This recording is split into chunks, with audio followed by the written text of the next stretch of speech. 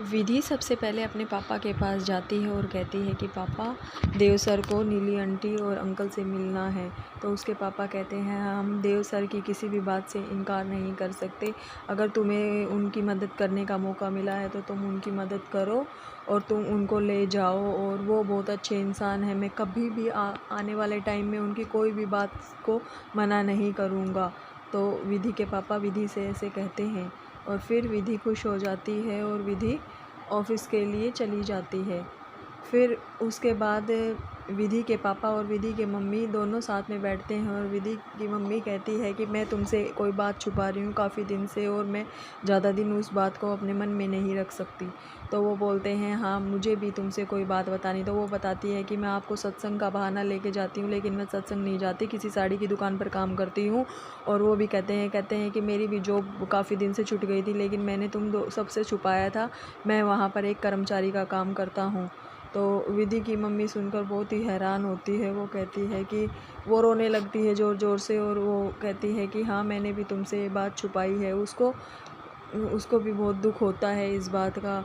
उसको याद आती है कि देव सर ने कहा था कि विधि बहुत ईमानदार है, और हमारे ऑफ़िस में ईमानदार तो और भी हैं, लेकिन विधि जैसे नहीं है।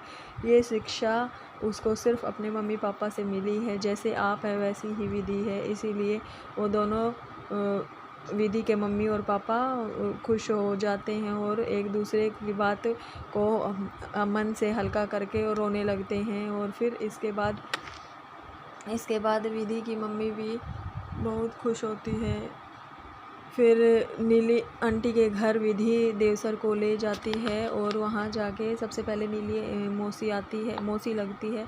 तो नीली मौसी आती है और फिर नीली मौसी को नमस्ते करते हैं और देवसर को लेके अंदर आ जाते हैं और उनसे मिलते हैं। उनसे भी नमस्ते करते हैं और वो बहुत खुश होते हैं। वो पहचान लेते, कहते हैं कि देव और विधि। तो फिर वो कहते हैं कि पापा ने तुम्हारे लिए बहुत सालों से कोई तोहफ़ा रख रखा था, ये तोहफ़ा देखो। तो वो अंकल इस तोहफ़े को देखते हैं और खोलने लगते हैं। इसके बाद वो खोल के देखते हैं, जो भी उसमें लिखा होता है वो फिर बाद में देव सर उसको पढ़ के बताते हैं।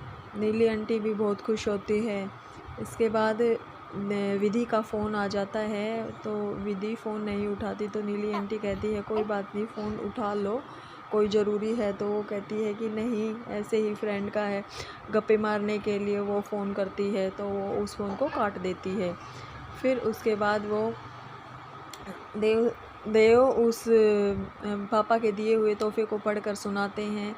तो उसमें उनकी पहले की कहानी लिखी होती है कि वो कैसे, मतलब उनकी दोस्ती थी, वो उनके सबसे बड़े दोस्त थे, लेकिन वो पीछे रह गए और देव सर के पापा आगे निकल गए। लेकिन वो याद करके इन बातों को रोने लगते हैं। उनकी बहुत सारी ऐसी बातें, वो कहते हैं कि उन्होंने कभी उनकी और मेरी हमेशा वो लड़ाई रहती थी। उन्होंने भी अपने से कम उम्र की छोटी लड़की से शादी की है इसी बात पर। और फिर आज वो एक दिन वो भी जिस जगह पे आज वो मैं खड़ा हूँ, एक दिन वो भी इसी जगह पे खड़ा हुआ था और उसने भी अपने से कम उम्र की लड़की से शादी की थी।